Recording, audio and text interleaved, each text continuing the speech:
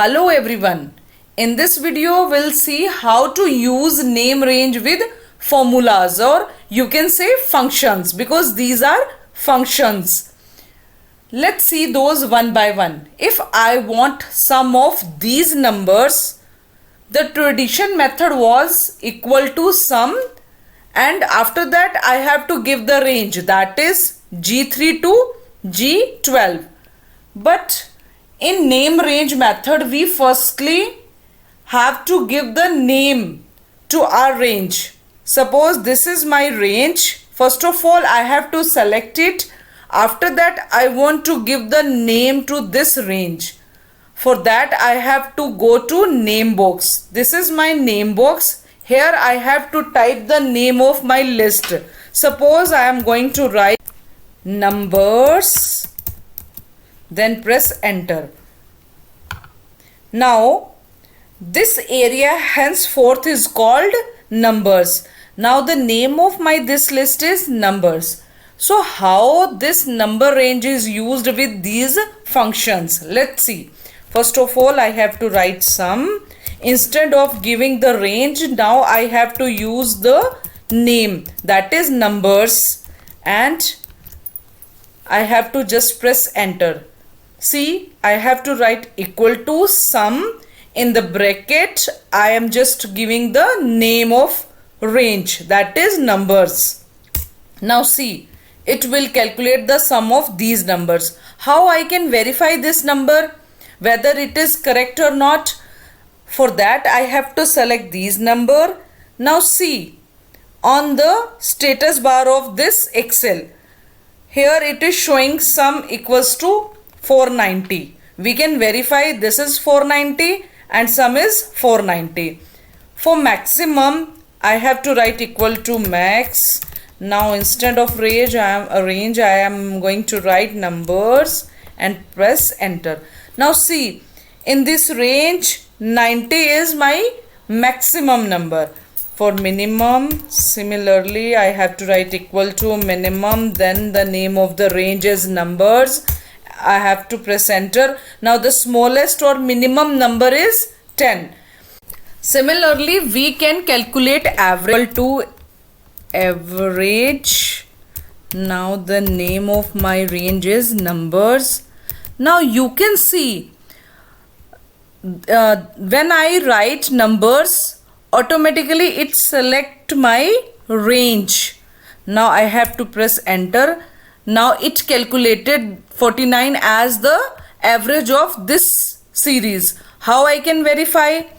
On the status bar, 49, that is average is showing here also. Now come to large number. In maximum and minimum value, we can calculate only the maximum number from the list. In minimum case, we can calculate the minimum number from the list. But if I want to find the third largest number, or you can say fifth smallest number, how I can calculate it? Let's see. Equal to large, and I have to just start the bracket. Now see, it is displaying array. Array is a collection of elements. I have an array that is number. It is a collection of elements. Now after that, I have to write which number I want to display. That is, I want fourth largest number. So I have to write 4 here and just press enter. It is showing 60. That means 60 is my fourth largest number. See, first largest is 90, second largest is 80, third largest is 70, and fourth largest number is 60. Again, I am going to calculate large numbers, and this time I want to calculate the second largest number. Now see, it will give me 80. That is my second largest number. Same is in case of small. I have to write equal to, then I have to write small keyword, and name of range is numbers.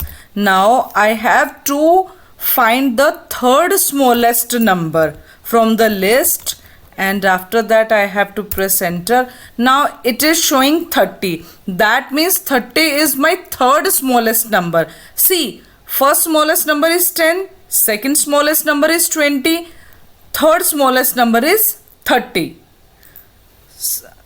Let's see another method. Suppose I am writing here small. Now this time I am not writing the name of my number range. I am going to select the series. It will automatically write the name of my series, that is numbers, and I have to calculate the second smallest number. Enter. Now it will show 20, that is the second smallest number. So in this way we can give the name to my range. Suppose I have some data, text data, Monday, Tuesday, and suppose I have this data. Now I can name this range also. Suppose I want to give the name is days. Now this area is henceforth called days. So in this way we can give the name range to number, text, date. That's it for this video.